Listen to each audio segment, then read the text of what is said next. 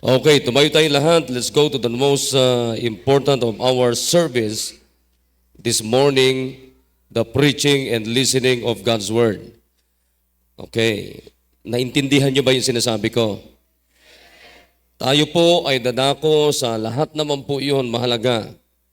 Pero hindi kumpleto ang ating pananambahan kung hindi natin maririnig ang mensahe ng Diyos sa atin ngayong umaga.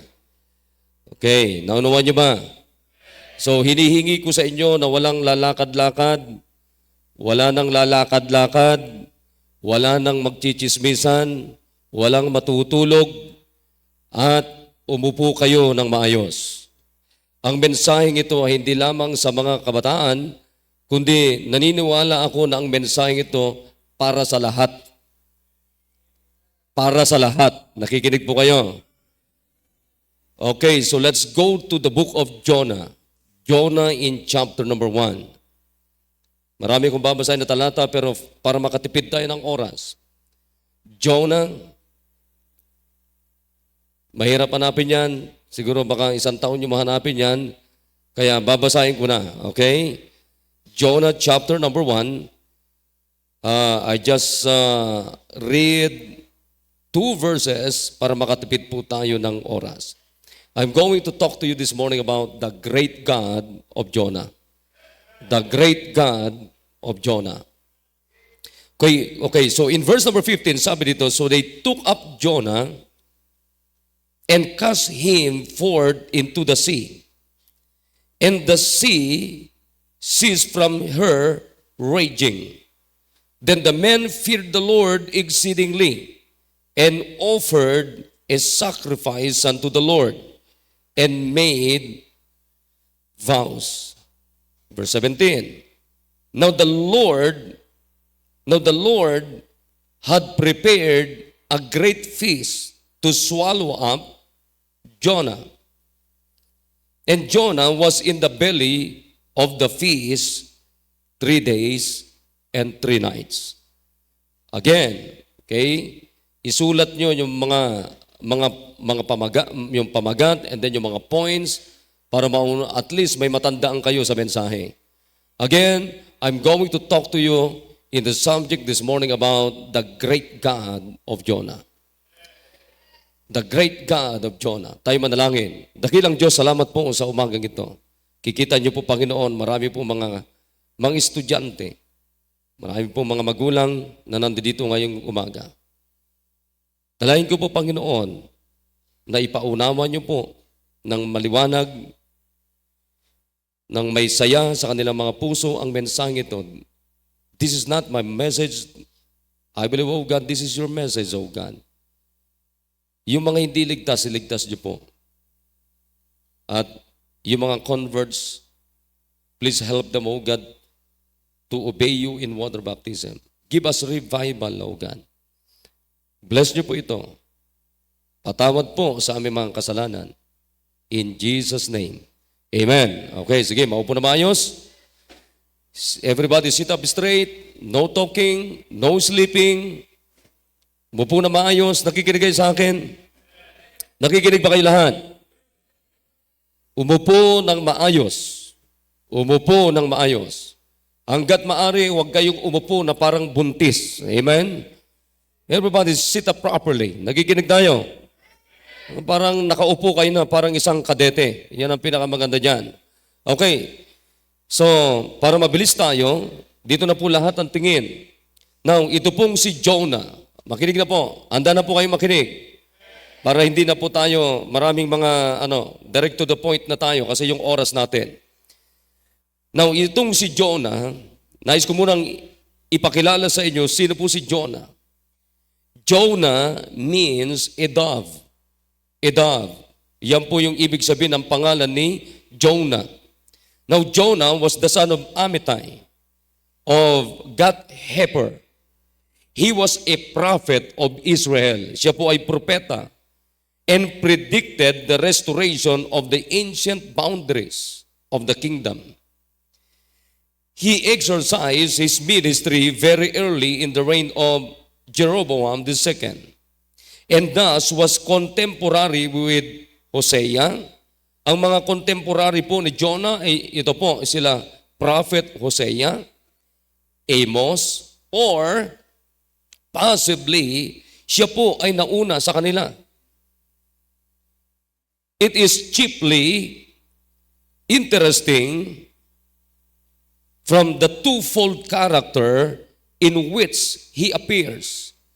Ano po yung makikita natin na panawagan ng Diyos kay Jonah? Number one, he was a missionary. Pangalawa, he is also a type of the Son of God, Jesus. Sapagkat ito pong si Jonah, makikita niyo po sa ating binasa, siya po ay tumatakas sa Panginoon. Nakikinig kayo?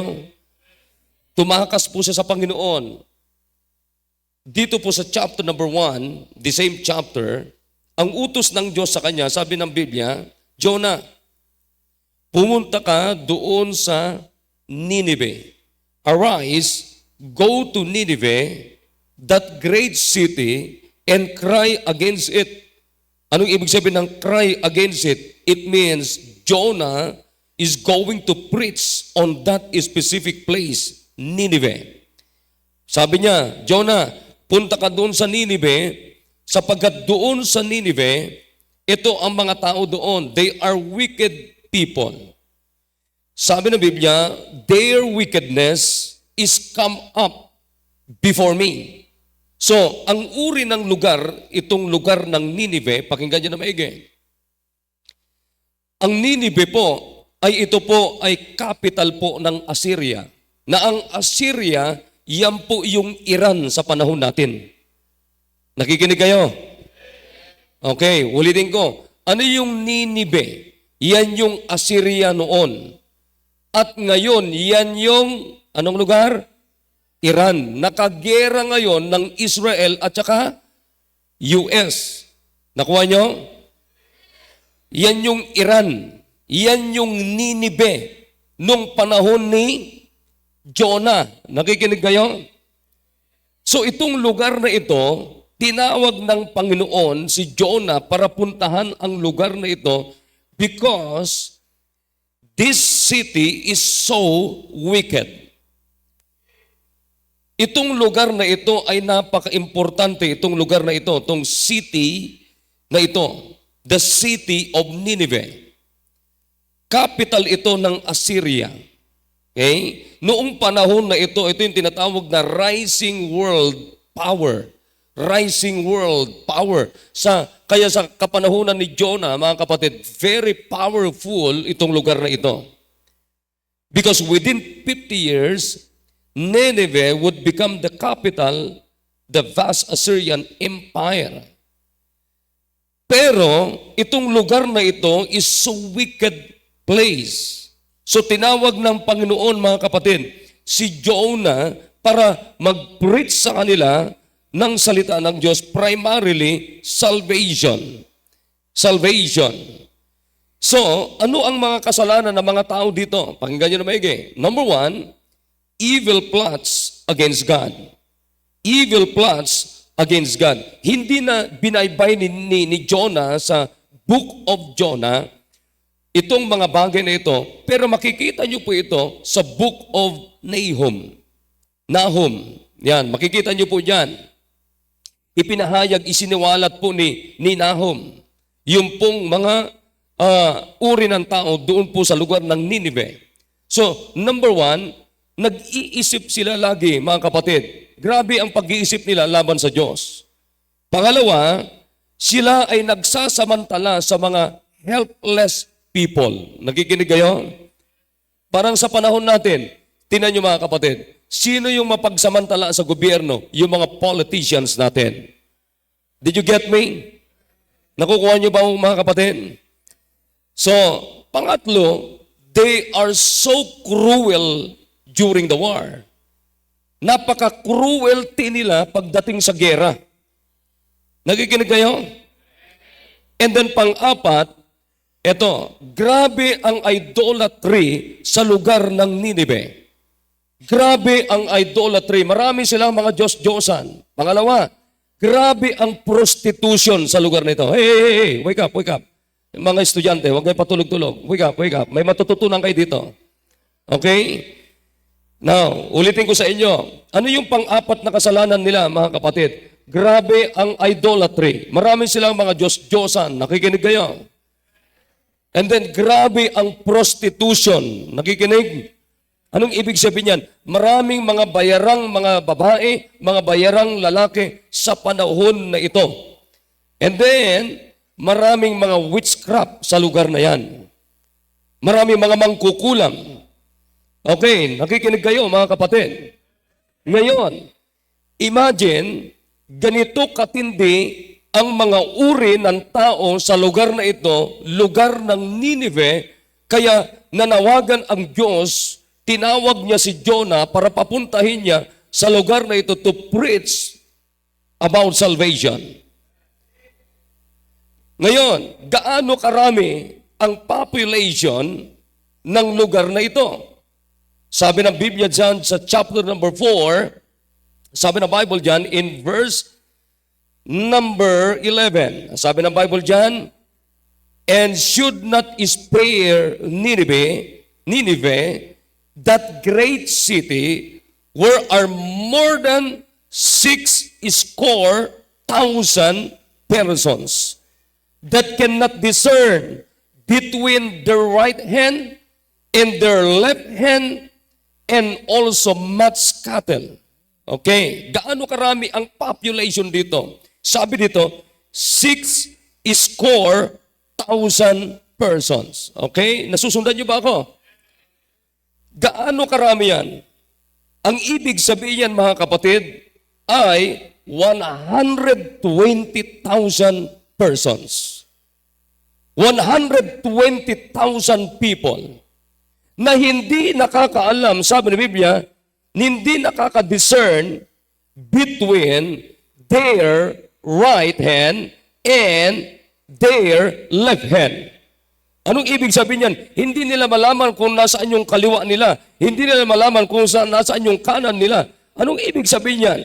There are thousands of people, 120,000 people mula sa lugar na ito na hindi nila alam kung ano ang tama at mali. Nagkakaintindihan tayo. Now, makinig kayo mga kapatid. Pakinggan nyo na maigi ito. Hindi nyo ba alam na napakaraming mga estudyante ngayon na hindi nila alam kung anong tama at mali? Mula kolehiyo, college, high school, hanggang elementary mga kapatid, lalo na sa mga kindergarten na tinatawag. They don't know, they don't really know, they cannot discern kung ano ang right nila, kung nasaan yung left nila. Ano po ang ibig sabihin nun? Ang ibig sabihin yan ay hindi nila alam kung ano ang tama at mali. Tingnan nyo, anong klaseng uri itong mga nandito? Lagi silang nag-iisip laban sa Diyos. Siyempre, pag nag-iisip ka laban sa Diyos, makakagawa ka laban sa Diyos ng isang bagay. And then, wala silang pakialam. Kahit pagsamantalahan nila yung kapwa nila, hindi nila alam yon. At pag sila ay nananalo ng gera, mga kapatid, napaka-cruel nila kung ano ang maiisip nilang gawin doon sa mga kalaban nila, gagawin nila. Tapos, maraming mga Diyos-Diyosan doon. Tapos, talamak ang prostitution doon at talamak ang mga mangkukulam sa lugar na ito. And there are 120,000 people. Imagine niyo yun, mga kapatid. Amen? Kaya lang, ang sabi ng Diyos kay Jonah, Jonah, punta ka doon. Pumunta ka doon sa lugar na yan.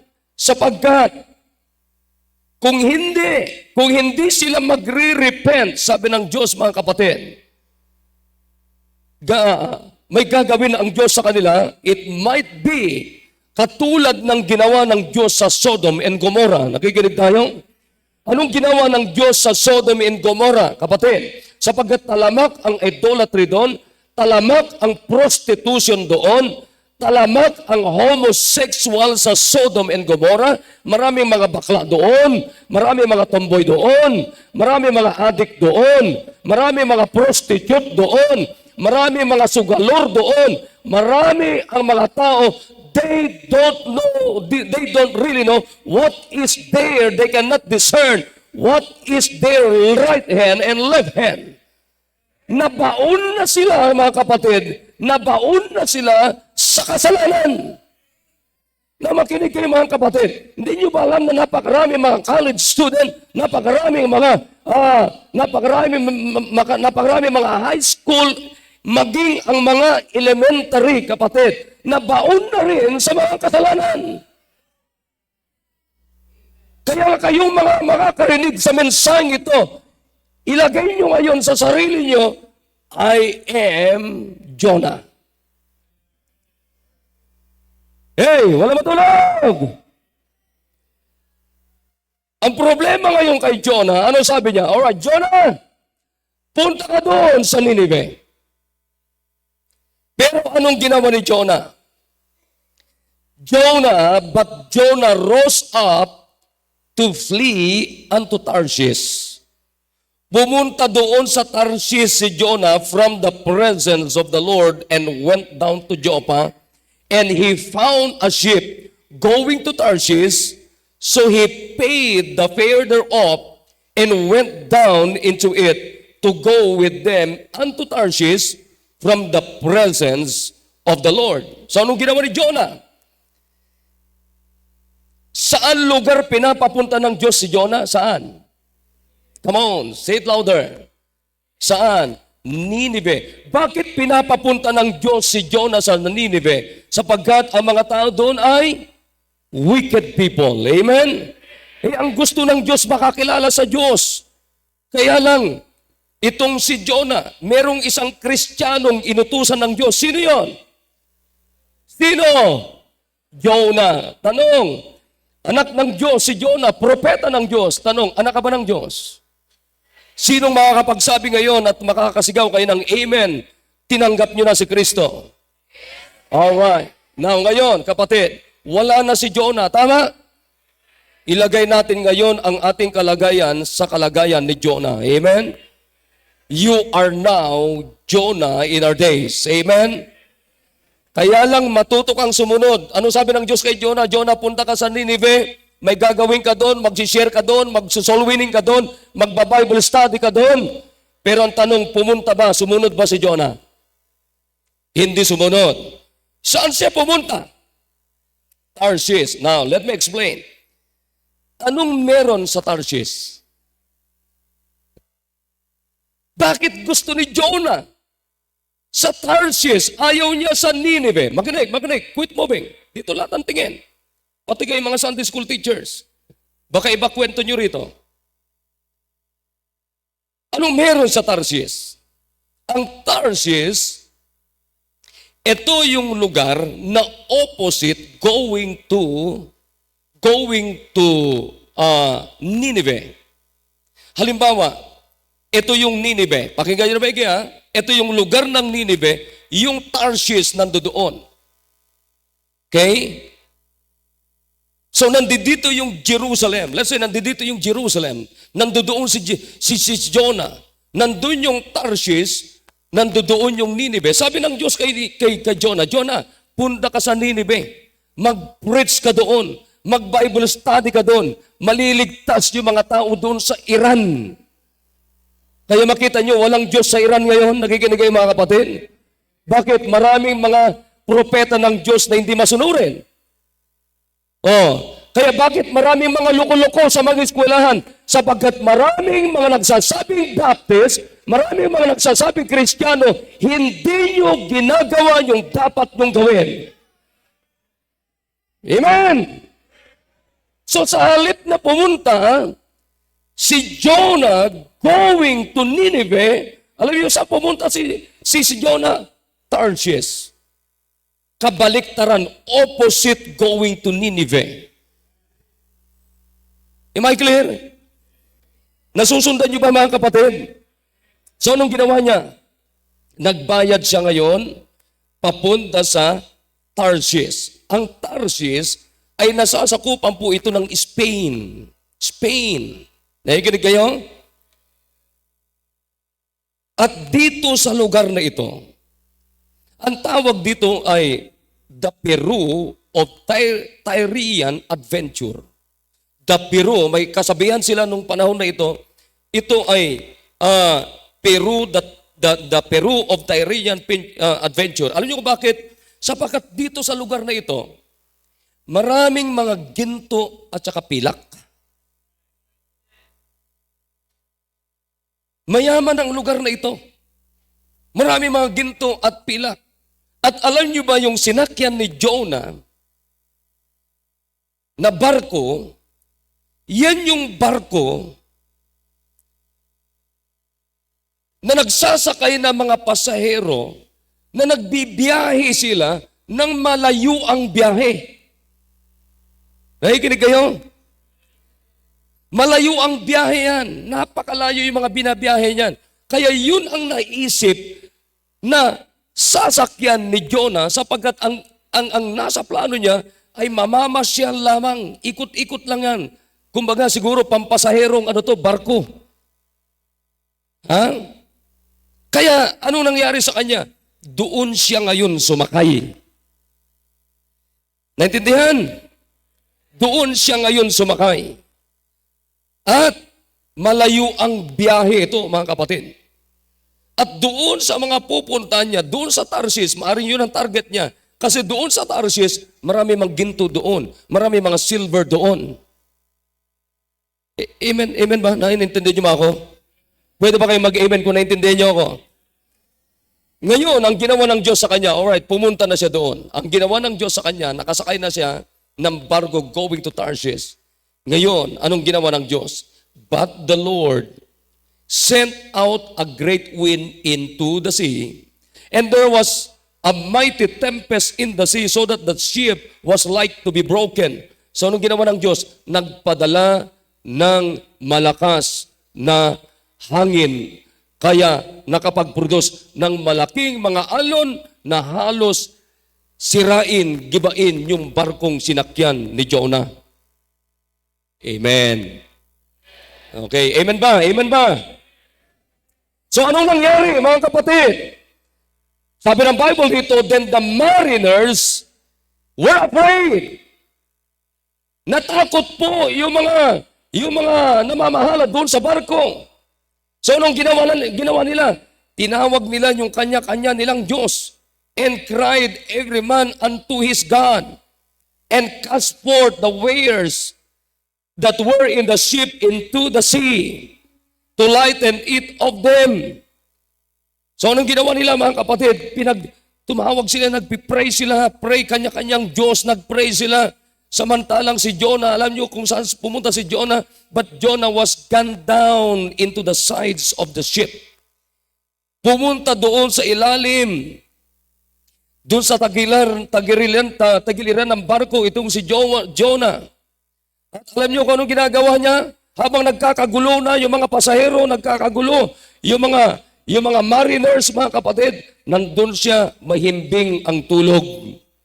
Para yung ginagawa ninyo ngayon na natutulog kayo sa preaching. Amen? Mahimbing ang tulog niya. And then sabi ng Bible diyan, nagkakagulo na sa halos, mawasak na yung barko nila.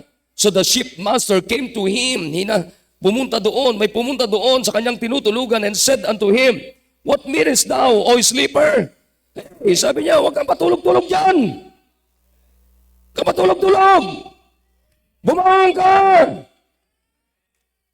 Tapos sabi niya sa kanya, tumawag ka rin sa Diyos mo. Tumawag ka rin sa Diyos mo. Masisira na, magigiba na itong barko natin. Grabing alon, parang bagyo.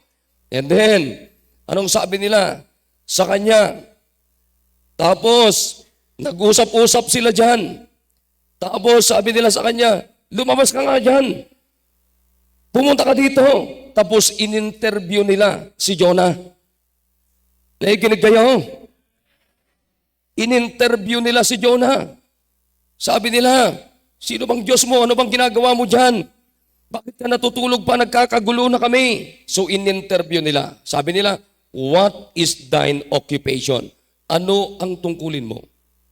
Kinig kayo. Ha? Alam niyo ba na mga Kristiyano, may tungkulin tayo? Anong tungkulin natin? Anong tungkulin natin tayo mga Kristiyano? Ibahagi si. Okay, yan yung tungkulin natin. Tapos sabi nila sa kanya, saan ka galing? O, tatanungin kayo, saan kayo galing? Saan kayo miyembro? Galing kayo sa Baptist Church. Amen! And then, ano sabi nila sa kanya? What is thy country? Anong lugar? Taga saan ka? And of what people art thou? Anong klaseng tao ka? O kayo, can you define kung sino ba kayo? Can you define kung sino kayo? Masasabi nyo ba na anak kayo ng Diyos? Kinig kayo mga kapatid, masasabi nyo na taga rito kayo, the Baptist Church of BMA? Masasabi nyo ba yun? Nakikinig ba kayo? And then, alam mo, ano sabi nila sa kanya? And what people art thou? Anong klaseng tao ka ba? Alam mo, sabi niya, ito na ngayon. And he said unto them, I am an Hebrew. Ako ay Hebrew, sabi niya. Ngayon, mga kapatid, ang mga Hebrew sa panahon na ito, kilala sila na sila ay nakakakilala sa tunay na Diyos. Ngayon, makinig kayo. Kung baptist ka, alam ng sangkatauhan, alam ng paligid natin na Kristiyano ka, ikaw yung totoong Kristiyano at makakapagpahayag tungkol sa totoong Diyos. Can you do that? Magagawa niyo ba yan, mga kapatid? And then, ano sabi niya? I am an Hebrew. And then, anong pangalawang sagot niya? I fear the Lord. Natatakot ako sa Panginoon. The God of heaven, which hath made the sea and the dry land. Then were the men exceedingly afraid. Natakot din sila. And said unto him, why hast thou done this? Sabi nila sa kanya, bakit mo ginawa ito? For the men knew that he fled from the presence of the Lord. Alam niyo ba, anong kasalanan ni Jonah? Tumatakas sa panawagan ng Diyos. Tumatakas sa Diyos. Ang tanong ko, kaya ba natin takasan ng Diyos?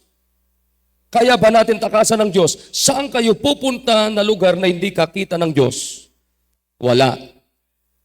So because he had told them, sapagkat sinabi niya ito, sabi ng Biblia, then said they unto him, what shall we do unto thee, that the sea may become unto us? For the sea wrought and was tempestuous. Grabe. Talagang yung dagat talagang ang lalaki ng alon, malakas, walang ulan, pero malaki ang alon, malakas ang hangin, halos magigiba na yung kanilang barko, mga kapatid. Imagine niyo ito, hindi ito maliit na barko, malaking barko ito sapagkat pampasahero ito. And then, anong sabi niya sa kanila? Take me up. Kunin niyo ako and cast me forth into the sea. Kunin niyo ako, tapos itapon niyo ako sa dagat. So shall the sea be calm unto you. Para kumalma yung dagat, itapon niyo ako sa dagat. For I know that for my sake, this great tempest is upon you. Alam ko na kaya nakakaranas kayo ng ganito dahilan sa akin. So anong ginawa nila? Sabi ng Bible, so they took up Jonah and cast him forth into the sea. And the sea ceased. Nung hinagis na nila si Jonah, doon sa dagat, kumalma bigla yung dagat. Nakuha niyo? Then, sabi ng Biblia, the men feared the Lord exceedingly. Lalo silang natakot sa Diyos ni Jonah and offered sacrifice unto the Lord and made vows. Okay?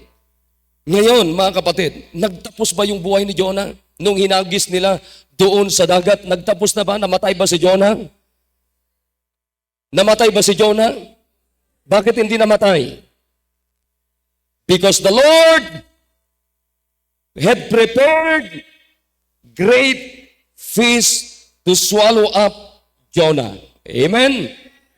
And Jonah was in the belly of the fish 3 days and 3 nights. Na, makinig kayo na maigi. Sumunod ba si Jonah sa unang pagkakataon o hindi? Hindi sumunod. Gumawa ng paraan si Jonah para hindi sundin, tumakas sa Panginoon. Pero natakasan ba ni Jonah ang Diyos o hindi? Never. Amen? Ngayon, mga kapatid, sa pagkaakala ni Jonah, nung sumakay na siya ng barko papuntang Tarsis, nakatakas na siya sa Diyos, hindi pa pala siya nakatakas, mga kapatid. At sa pagkaakala ni Jonah, nung nagpahagis na siya sa gitna ng dagat, mga kapatid, katapusan na niya.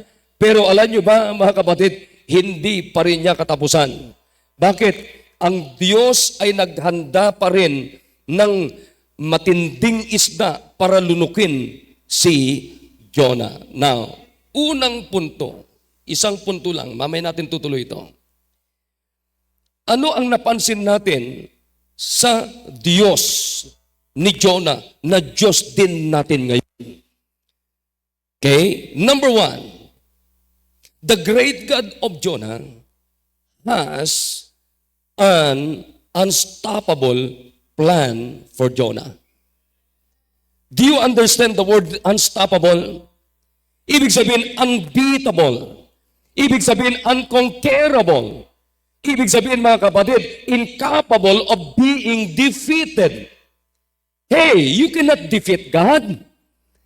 Nakikinig pa tayo? We cannot defeat God. Hindi natin kayang gapiin ang Diyos, mga kapatid. You cannot overcome God. Mga kapatid, makinig kayo na maigi. Naniniwala ba kayo na bawat isa sa atin katulad ni Jonah may plano ang Diyos sa buhay natin? Naniniwala ba kayo, mga kapatid? Walang tao na walang plano ang Diyos sa bawat individual. Lahat tayo sa akin, lahat tayo, mga kapatid, mula sa akin hanggang sa inyo, may plano ang Diyos sa atin because ang gumawa sa tao ay walang iba kundi ang Diyos. Makinig kayo, mga kapatid, kahit patakas-takas kayo, kahit sabihin nyo, hindi naman ako napapansin ni pastor, hindi naman ako napapansin ng leader ko, hindi naman ako napapansin ng mga kapatiran. Oo, hindi kita napapansin bilang pastor ng simbang ito, pero ang Diyos, kapansin-pansin ng Diyos, kahit saan ka pumunta na sulok. Amen. Kahit saan ka pumunta na sulok, kahit saan ka sumakay na sasakyan, kita ka pa rin ng Diyos. Walang lugar na puntahan mo o pwede mong puntahan na hindi ka kita ng Diyos. Just like Jonah. Imagine, mga kapatid, isipin nyo nung hinagis na ng Diyos, hinagis na ni Jonah doon sa dagat, naghanda ang Diyos ng isang malaking isda para lunukin si Jonah. At nung nilunok ng malaking isda si Jonah, it might be, brethren, ang isip ni Jonah, katapusan na rin yan. Pero hindi, nilunok siya ng malaking isda, mga kapatid. At doon sa isda, ito ang mirakulo sa loob ng isda. Makinig. Alam nyo ba, sa tiyan ng isda, dalawang klase yan. Nakikinig kayo?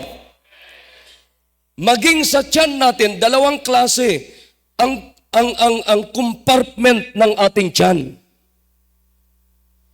Una, yung tiyan natin ay pag kumakain tayo, doon nilalagay yung ating mga kinakain. Tama?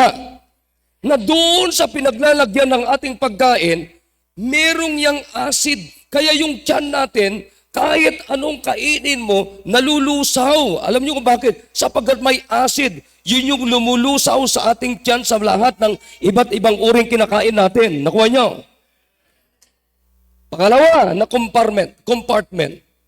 yung tinatawag na belly.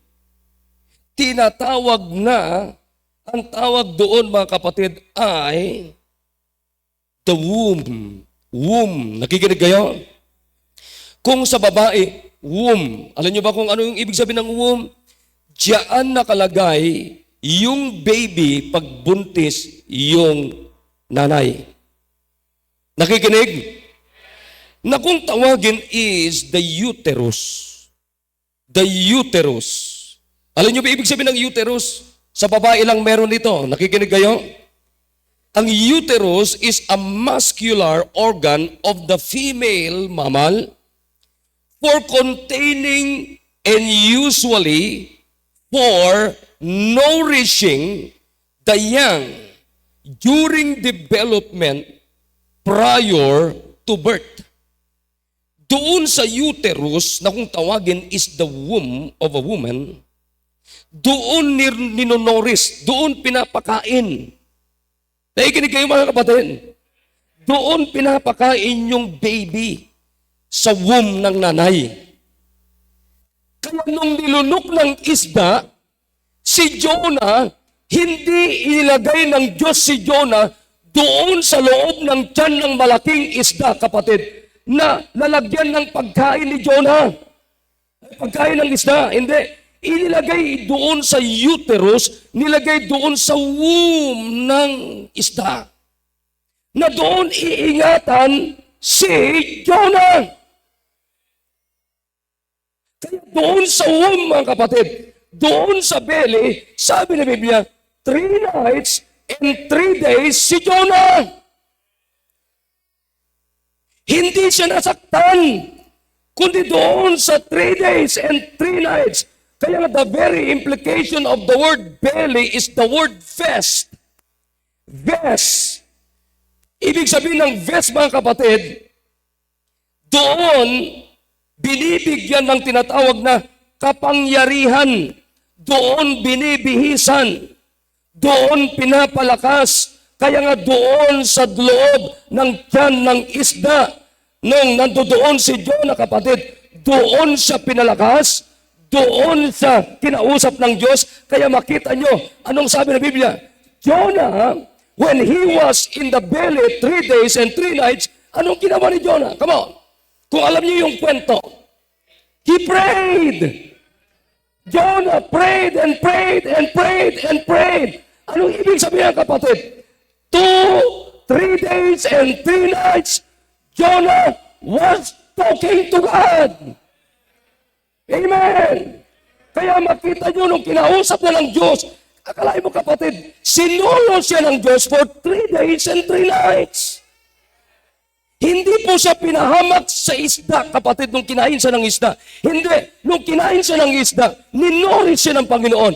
Pinakain siya, pinalakas siya, pinakain siya, pinalakas siya for 3 days and 3 nights. Nung malakas na sa kapatid, binuga ng sinuka ng isda. And then, that's the time when Jonah obeyed the Lord and go directly to Nineveh and preach the word of God.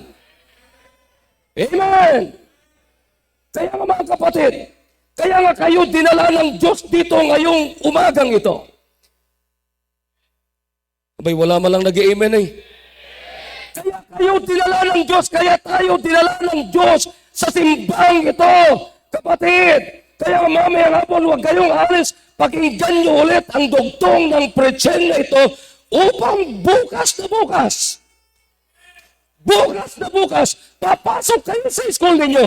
Meron kayong lakas ng loob, katulad ng lakas ng loob at tapang ni Jonah na tumayo sa bawat eskwelahan ninyo, bawat classroom ninyo, and you preach Jesus.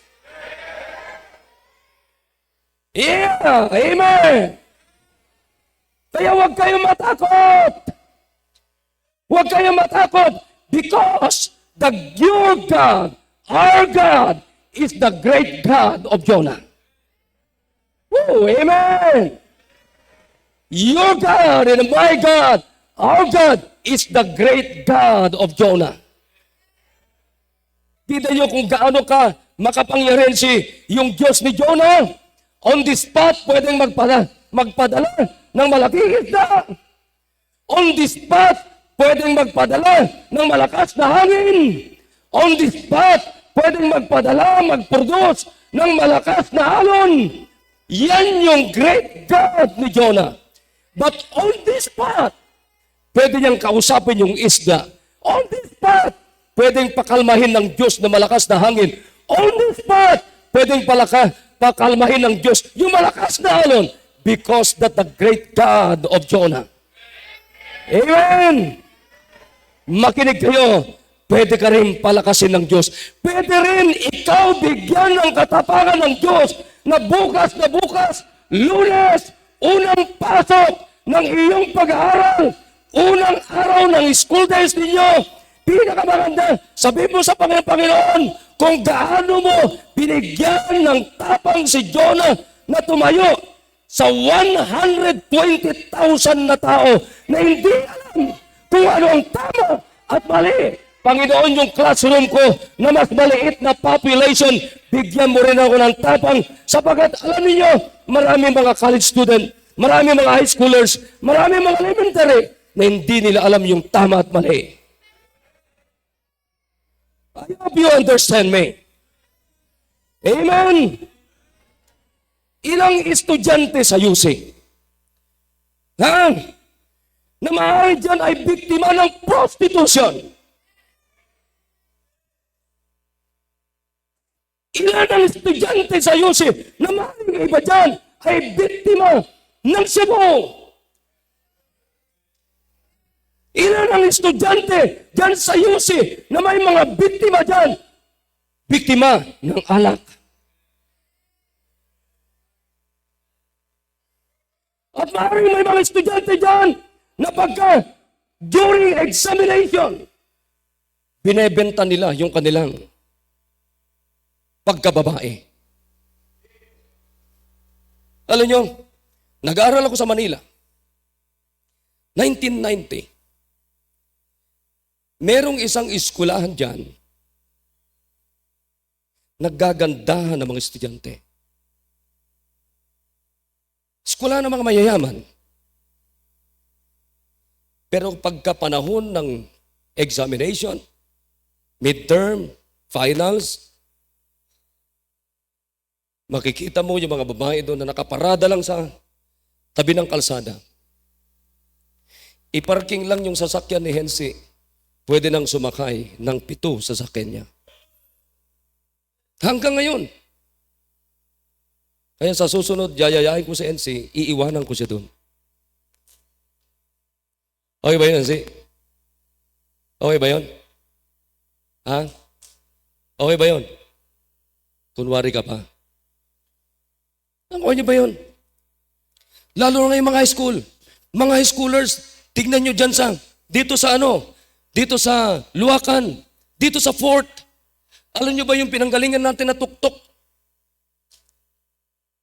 Maraming mga estudyante galing sa Fort del Pilar na pagkatapos ng pag-out nila dyan, pupunta sila dyan, babae, lalaki, babae, lalaki, babae, lalaki.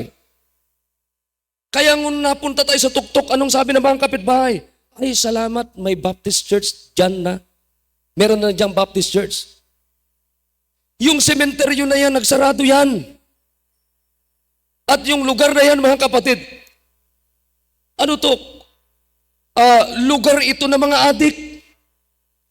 Hey, nakikinig ba kayo sa akin? Kaya nga nakakalungkot. Tingnan niyo mga kapatid, mga estudyante, karamihan na kalokohan na natutunan nyo. Saan nyo natutunan? School. Do you hear me? Tingnan mo, saan ka natutong sumagot-sagot ng mali sa magulang mo? School. Yeah, amen. Saan ka natutong uminom ng alak? School. Saan ka natutong manigarilyo? School. Saan ka natutong nabakla? School. Pinanakan, di ka pa naman bakla. Pero saan ka natutong ng kabaklan? School. Saan ka natutong na patumboy-tamboy? School. Saan ka natutong sumigot ng Cebu? School. Saan ka natutong sumipsip ng marijuana? School! Saan ka natutong magrebelde? School! Then if you are a member of the church, you must learn to stand.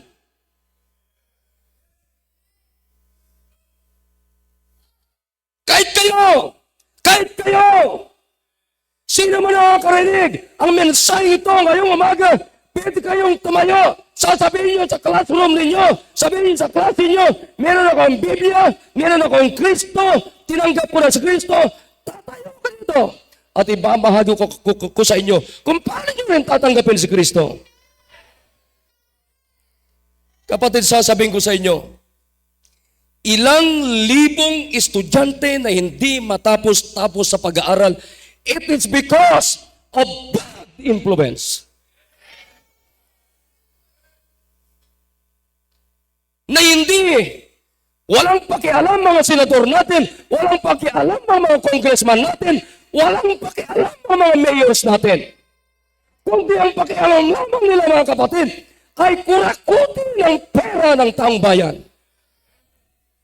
Merong simbahan na nagmamalasakit sa inyo mga estudyante, nagmamalasakit sa inyong pamilya mga parents, merong Baptist Church o PMA na nagmamahal sa inyo, na itutulong sa inyo na merong dakilang Diyos, katulad ng Diyos ni Jonah, na pwedeng mag-spare sa ating pamilya. That's the God, great God of Jonah. Amen! Kapatid, ilan ang tao doon? 120,000. Ilan ang classmate mo? Tama yung skit kanina eh. Alam niyo ba yung skit kanina? Natatawa tayo pero totoo.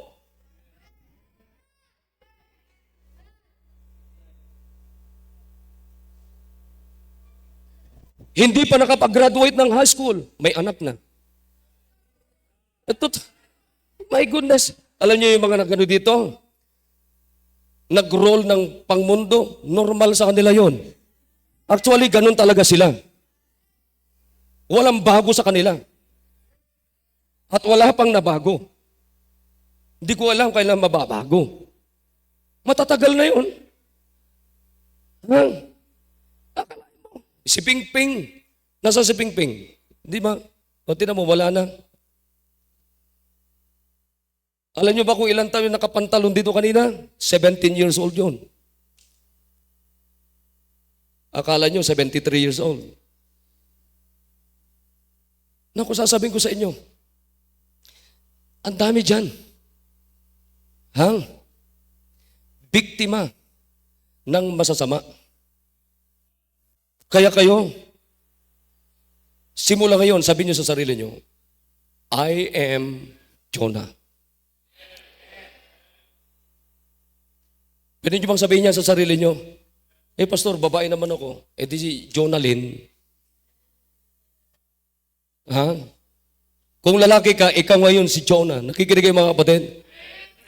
Bukas na bukas, unang araw ng klase, unang araw ng pasok, ano sasabihin mo? Dapat buo yung tapang mo na sasabihin mo, ito ang Biblia ko, pagpunta pa lang doon, unang salpak ko pa lang, unang step ko pa lang sa classroom namin, sasabihin ko na, Ma'am, ako po, si Preacher Pongpong. I am Jonah.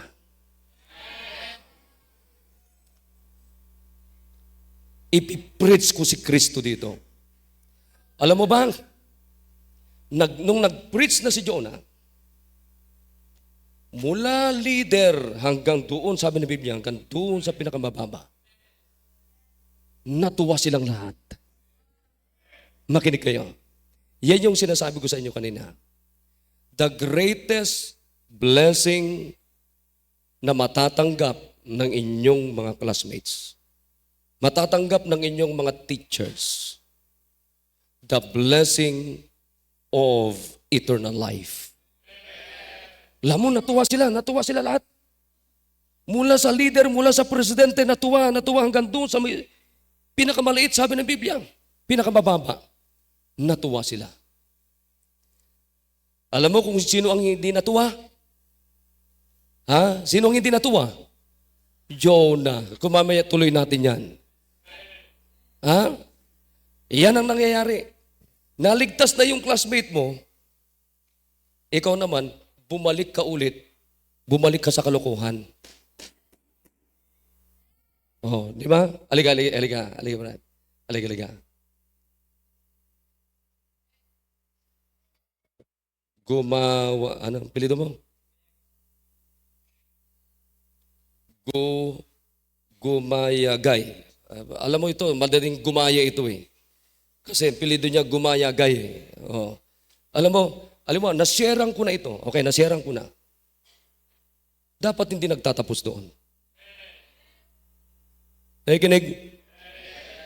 Kundi dapat,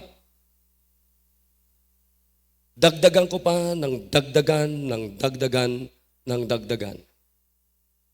Di mo alam na pag tumanggap na ito sa Panginoon, si Gumayagay, anak na siya ng Diyos, yung tinanggap mo, pwede rin niyang tanggapin. At ang pinakamaganda, dalhin mo sa simbahan. Naunawan ninyo? Hindi katulad ni Jonah na nung naligtas na, ay, Panginoon, patayin mo na ako. Ha? Problema natin ganito. Pagkatapos natin makapag-share, patay na yung Christian life natin sa school natin. Ha? Naulitin ko sa inyo, be like Jonah this morning. Ikaw ngayon si Jonah sa inyong school. Nakikinig kayo lahat? Pastor, babae nga ako. Jonalyn ka nga. So, anong tungkulin mo, kapatid? Share Jesus Christ. Nagkakaunawan tayo? Ha? Huwag ka nang tumakas. Nakikinig kayo, mga kapatid. Wala kang mapupuntahan na hindi ka masusundan ng Diyos. In fact, bago ka pumunta, nandun ang Diyos eh. Thank you, Brad. Naunawan nyo? Bago pa ihagis si Jonah sa dagat, may isdang malaki na prepared na. Naunawan nyo ba yun? O saan ka ngayon pupunta na walang Diyos? Wala. So anong gagawin natin? You stand. Amen. Tumayo ka. Sabi mo sa Panginoon, eto na ako. Hindi na ako tatakas. Hindi na ako sasakay ng papuntang Tarshish. Eto na ako, Panginoon. Ngayong umaga, tapos na po ako. Can you make a commitment? Nasasabi niyo, Panginoon, eto ako. Susunod ako. Tatayo ako sa mga kaopisina ko. Tatayo ako sa mga classmates ko. Tatayo ako sa mga kamag-anak ko. Tatayo ako. Ibabahagi ko si Kristo. Can you do that this morning? Can you make a commitment sa bagay na yan? Tumayo tayo lahat. Come on. Dito tayo sa altar, gumawa ng decisions. Mga decisions natin, mga commitments natin. Let's go to the altar and let us make a commitment just like what Jonah did in the place of Nineveh.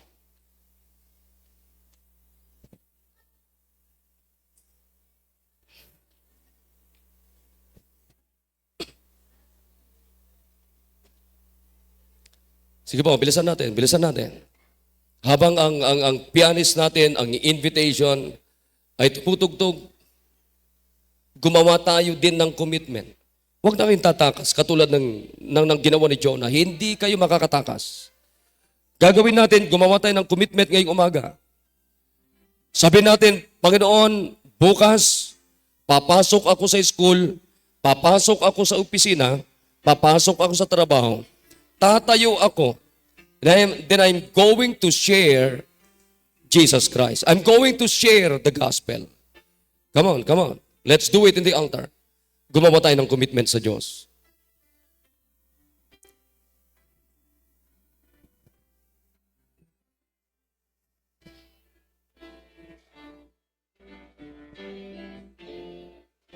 gawin natin yung ginawa Jonah.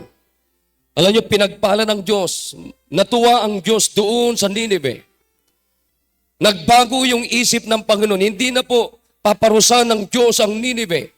After Jonah preached the word of God to be saved, the people of Ninevites, natuwa ang Panginoon.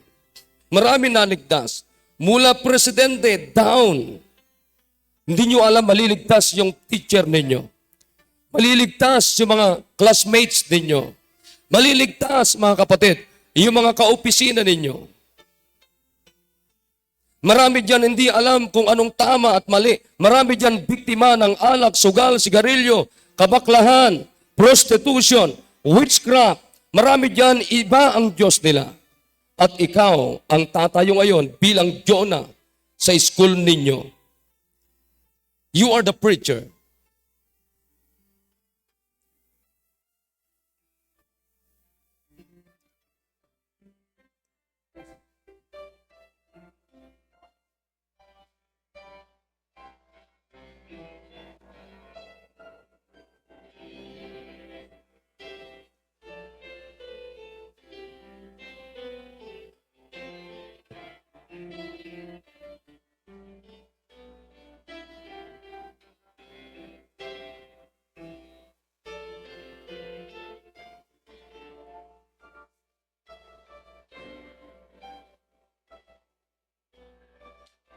Dahil ang Diyos na mapagpalit makapangyarihan po sa lahat, O God.